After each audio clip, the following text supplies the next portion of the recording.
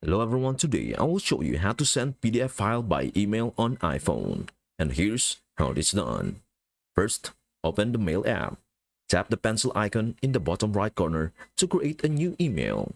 Then search for the email address of the person you want to send the PDF to.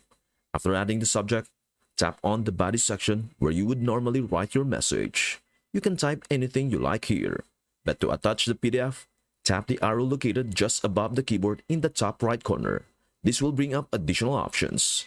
Next, tap the second option in the top right corner, which will open your stored PDFs.